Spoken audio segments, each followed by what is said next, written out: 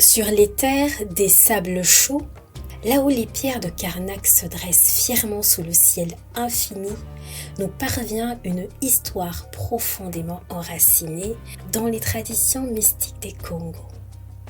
Je la partage avec vous.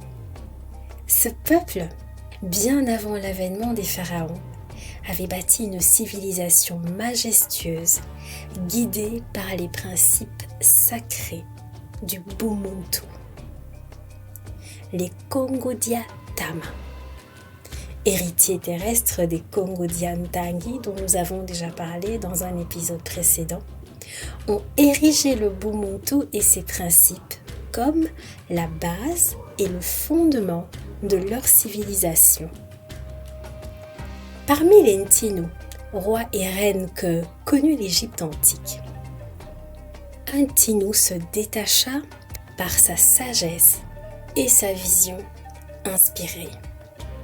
Il s'agit de Nkenantou, connu aussi sous le nom d'Akhenaton, la réincarnation du Khemour, le grand noir, aussi connu sous le nom d'Osiris. Nkenantou tenta de restaurer les liens cosmiques directs entre les hommes et le Nza. Bien que son règne fût court, Nkenantou chercha à élever la conscience collective. Cependant, ses réformes furent renversées après sa mort et son nom presque effacé de l'histoire. Les siècles ont passé et l'esprit de Khemour demeura vivant.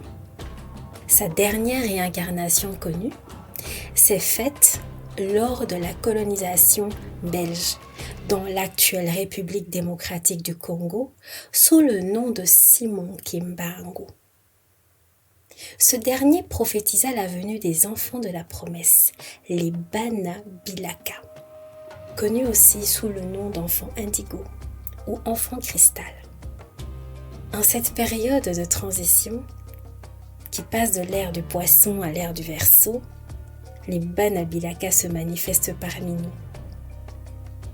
Ils sont présents dans plusieurs lieux géographiques sur Terre, engagés dans divers domaines de la société, certains pleinement conscients de leur héritage, d'autres encore en phase d'éveil. Leur mission est claire: raviver l'esprit des principes du Bumuntu sur Mamantoto. Ces Bana Bilaka se distinguent par leur sens aigu de l'équilibre et leur capacité à défier les normes établies. Il va sans dire, mes chers Mpangi, que le temps d'éveil est là. Ainsi, l'histoire des Kongo-Dia-Tama n'est pas seulement une histoire ancienne. Pour moi, c'est plutôt une invitation à participer activement à l'éveil matique de l'humanité. Zola, Zola, Zola.